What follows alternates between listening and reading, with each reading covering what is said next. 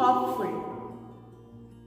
In the Bible, Romans 15:13 says, "May the God of hope fill you with all joy and peace in believing, so that by the power of the Holy Spirit you may abound in hope."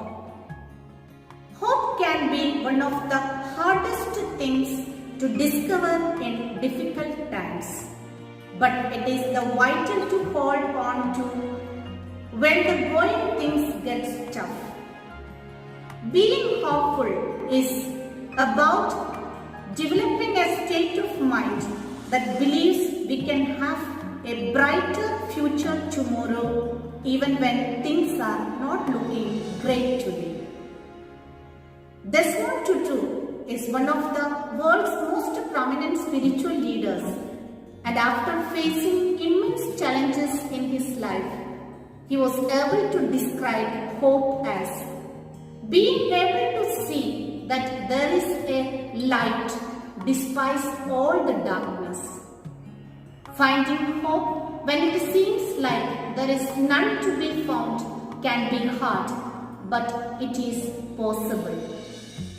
We have lost so much this past year, but loss also reminds us of our abundant blessings, so many we take for granted daily, like food, clean water, a roof over our heads, good health, and meaningful work.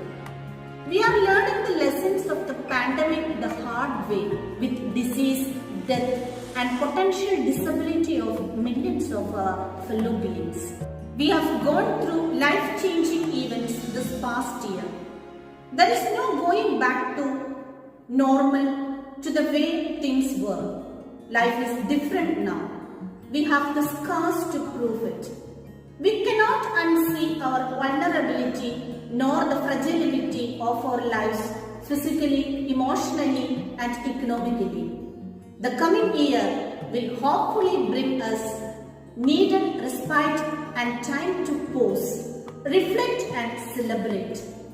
We need to regroup, recalibrate, reassess, and remind ourselves of what is really important to our lives, like faith, family, and work. Hope is the thing with feathers, Emily Dickinson once wrote. Benjamin Hardy notes that even if you do get your hopes up and then fail, if you are being optimistic in the first place, you will likely to be able to handle said failure and disappointment with more resilience. In order to have a growth mindset, a belief that you can grow through hard work and perseverance, you must have hope that the future can get better. When you have hope, you experience setbacks differently. Being optimistic feels good, helps us to better deal with anxiety, and even prepares us to manage the inevitable disappointments that are a part of our life. And since it's not like we can control the future, we might as well give ourselves the gift, even if it's sometimes feeling of imagining a good one. The pain of 2020 has brought many of us to our knees, where we can see things differently, and the only place to look is heavenward. On our knees is a good place for us to start anew in thanksgiving. If God is not the center of what I'm doing and thinking, I quickly become the center of what I'm doing and thinking, at which point everything starts to crumble. It is this moment of trial that the Lord has been preparing me for in the past few weeks or months or years. What is needed now is to fall into His embrace and trust His permissive will, taking confidence in the fact that He allows bad things to happen so a greater good might prevail. Though I cannot see what the future holds, nor can I know the entirety of the past or present, worrying about I cannot grasp or visualize will do little good. Rather, I should open my heart and mind to the Lord, becoming as peaceful as the sunny day on the beach or the gentle wind filling sails. It is only with this inner disposition that I can hope to press forward with joy and charity. No matter how hard things get, there is always something to be grateful for.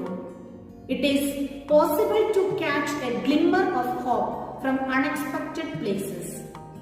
Every day there is full of both good and bad reports, but it is the bad news that seems to travel faster.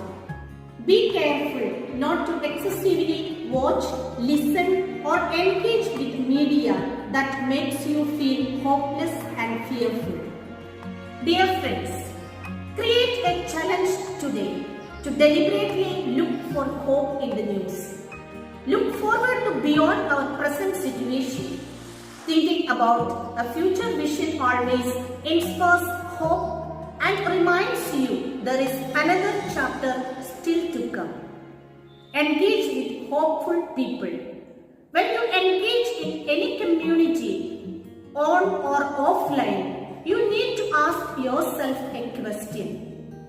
Does this person or group make me feel more or less hopeful? In the midst of troubled times, we saw extraordinary displays of courage, compassion, generosity, and grit in everyday action, convincing us that people have the mettle to go the distance and come out stronger than ever before. Friends, these are the hard times for us, for others, and for the whole world. Let the Lord speak to your heart. Be not afraid. Let God the Father speak to you. I have plans to give you hope and future. Lord, help us to believe in your love for us. Help us to have love. Help us to have faith. Help us to have hope. This should be our prayer. Be hopeful. God bless you.